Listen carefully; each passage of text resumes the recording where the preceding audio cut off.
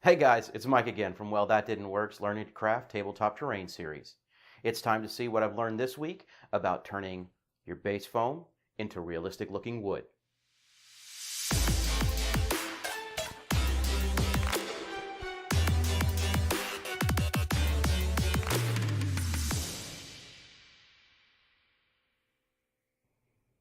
With wood finishes, there are two main methods I'd like to talk about.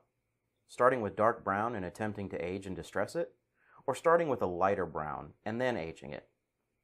Before you paint your project, decide what effect you want. The dark brown will end up with more of an animated wood look, while the lighter brown will end up with more of a cedar look. If you're not familiar with what cedar looks like, most old fences start to turn gray as they age. This is what I'm referring to.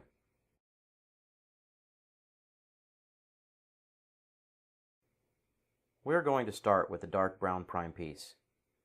If you'd like to know how we got our raw foam to this point and what to use as a base coat, I'll put a link to that video above.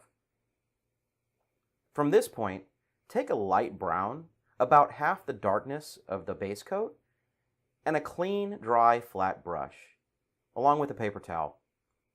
Load the dry brush up with paint and wipe it off on the paper towel until the paint just starts to thin out. Then run this brush in random directions over the woodwork. I believe this is called overbrushing, but don't quote me on it. I'm still learning here.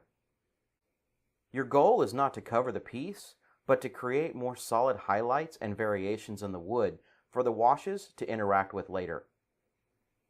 Let it dry for at least 15 minutes after you're done, and it should look something like this.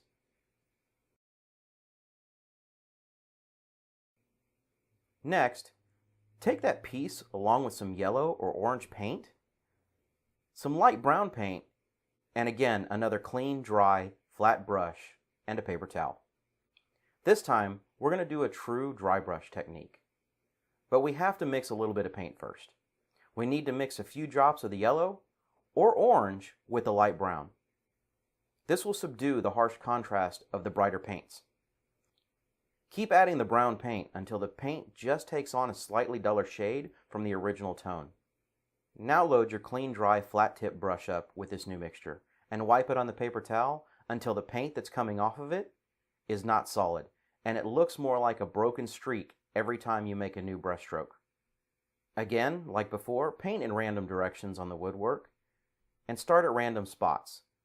All we want to do is get highlights. We don't want full coverage. Allow this to dry for about 5 minutes, and it should look something like this.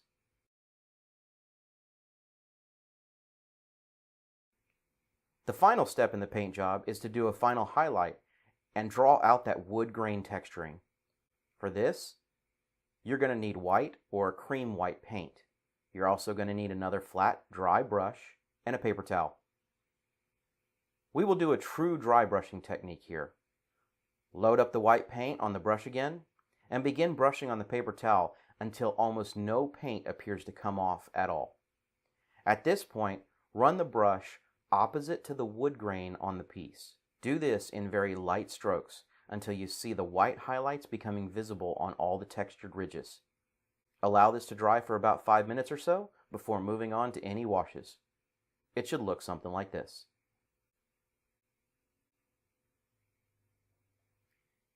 Now we're at a point of applying a wash. This is where the magic happens. This is where our color choices turn into that picture we had in our mind before we began painting. A black wash will seep into all the cracks and crevices of the texture and pool up to create what looks like depth. A brown wash will do the same, but works better on lighter woodwork. A green wash could be applied in splotchy areas if you want to try and get a mildew or a mold effect. I plan on doing a more in-depth series over washes as I learn more. Any wash you use, though, should be liberally applied. The more you use, the more contrast it helps to bring out. Let this fully dry. You do not want to manipulate your work until this dries. You want to avoid removing any of your wash so that it doesn't create a splotchy look. It should look something like this.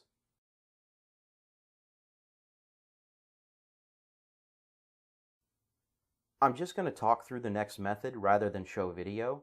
I will put up some still shots of how I use this on my first building.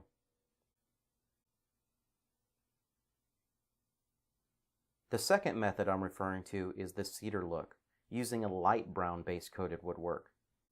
Even if you're starting with a darker brown piece, you can mix some light brown with some water to really thin the paint out.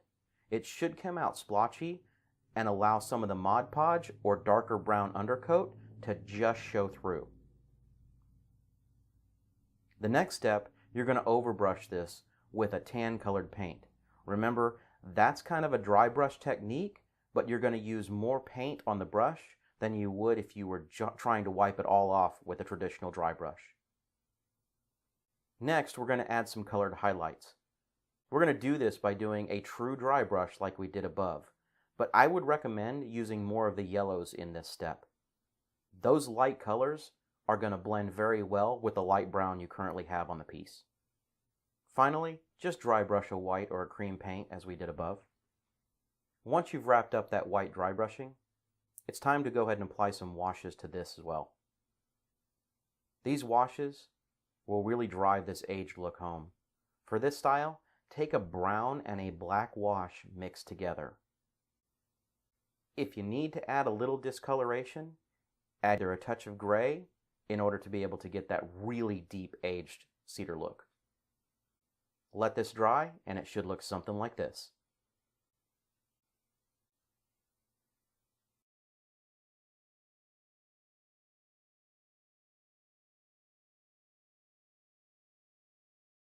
And that's going to be a wrap for this episode. I hope you continue to enjoy my journey into this world of crafting so far. If you have, but you haven't subscribed yet, do me a favor. Not only hit the thumbs up, but hit that subscribe button, and then click the little bell icon that shows up. That's going to let you know when I have another video that's posting. If you want to help support our channel's growth, there's a link to Patreon down below in the description. Our community of backers will get additional content that's exclusive, just to Patreon only, as well as being involved in all of our giveaways. Even just a few dollars a month helps continue to provide the supplies we need to continue to bring you great content. And as always, thanks for watching. Keep on adventuring.